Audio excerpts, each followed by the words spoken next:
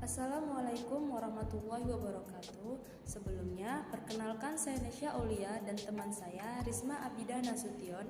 Kami dari kelompok 11. Di sini kami ingin menjelaskan sedikit materi tentang standar audit Dewan Pengawas Syariah terhadap Bank Syariah. Baik, langsung saja. Yang pertama ada pengertian audit syariah. Audit secara umum merupakan proses sistematis dalam mengumpulkan dan mengevaluasi bukti kegiatan lembaga untuk memastikan bahwa kegiatan tersebut sesuai dengan aturan dan standar yang berlaku. Namun, dalam konteks perbankan syariah, audit tidak hanya menilai aspek keuangan, tetapi juga aspek kepatuhan terhadap prinsip Islam. Audit syariah memastikan seluruh produk, transaksi, dan kegiatan bank terbebas dari riba, gharar, dan maisir. Menurut AAOIFI, audit syariah adalah proses pemeriksaan independen untuk menilai kesesuaian kegiatan lembaga keuangan dengan fatwa dan hukum Islam. Dengan demikian, audit syariah memiliki dimensi moral dan spiritual yang lebih luas dibandingkan audit konvensional. Selanjutnya, pengertian bank syariah. Bank syariah adalah lembaga keuangan yang beroperasi berdasarkan prinsip-prinsip Islam dengan sistem bagi hasil menggantikan sistem bunga. Dalam praktiknya, bank syariah menggunakan akad-akad seperti murabahah, mudharabah, musyarakah, dan ijarah. Tujuan utama bank syariah adalah menjalankan fungsi intermediasi secara halal dan adil dengan menghindari kegiatan yang bertentangan dengan syariat.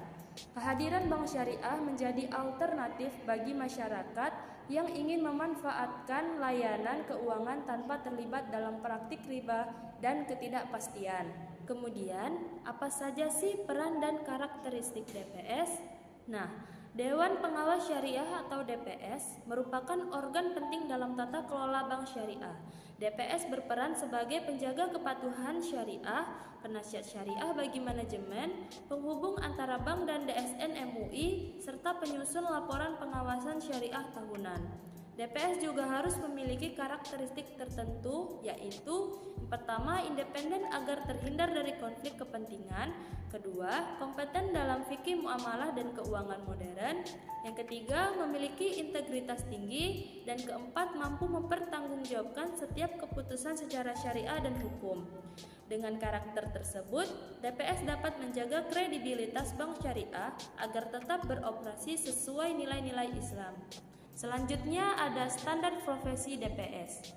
Standar profesi DPS telah diatur dalam berbagai regulasi seperti POJK nomor 11 tahun 2023 dan ketentuan DSN MUI. Standar tersebut menuntut adanya integritas, independensi, kompetensi, etika, dan akuntabilitas. Integritas diperlukan agar DPS selalu jujur dan adil dalam mengambil keputusan.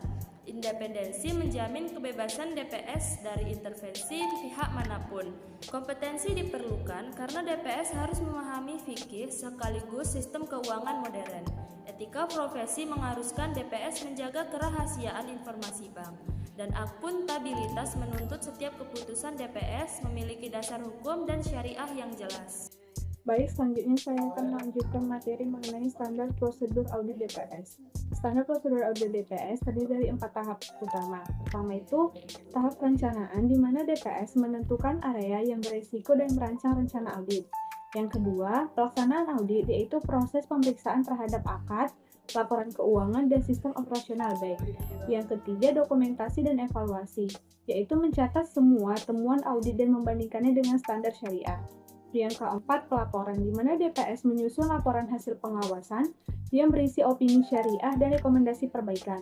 Seluruh prosedur ini berpedoman pada standar AAOIFI dan POJK tahun 2024 tentang tata kelola syariah. Selanjutnya itu materi mengenai standar laporan audit DPS. Laporan audit DPS berfungsi sebagai bukti akuntabilitas lembaga keuangan syariah. Laporan ini berisi 4 komponen utama, yaitu opini syariah, temuan audit, rekomendasi perbaikan, dan tindak lanjut. Melalui laporan tersebut, DPS menilai apakah kegiatan bank sudah sesuai dengan prinsip Islam. Di Indonesia, laporan audit DPS wajib dimuat dalam laporan tahunan bank syariah dan dipublikasikan kepada masyarakat sebagai bentuk transparansi dengan laporan yang terbuka dan jujur, kepercayaan publik terhadap bank syariah dan semakin kuat. Selanjutnya, materi mengenai tantangan implementasi audit syariah. Dalam praktiknya, audit syariah menghadapi berbagai tantangan. Yang pertama adalah belum adanya standar yang seragam antar negara maupun antar bank. Yang kedua, masih terbatasnya auditor syariah yang kompeten dan bidang fikih dan keuangan sekaligus. Ketiga, kompleksitas produk keuangan dan modern yang semakin rumit. Yang keempat, keterlambatan penerbitan fatwa untuk produk baru seperti suku hijau dan crowdfunding. Yang kelima, masih ada potensi konflik kepentingan yang dapat mengganggu independensi auditor. Oleh karena itu, perlu pendekatan spiritual seperti tauhid sharing relationship dan sharing enterprise theory agar audit syariah tetap berlandaskan nilai tauhid, keadilan, dan tanggung jawab sosial kepada Allah dan masyarakat. Selanjutnya adalah kesimpulan. Kesimpulannya, dari pembahasan makalah ini dapat disimpulkan bahwa DPS memiliki peran vital dalam menjaga kepatuhan syariah di dalam perbankan Islam. Standar profesi, prosedur audit, dan laporan audit menjadi pedoman utama agar pengawasan dilakukan secara profesional dan transparan.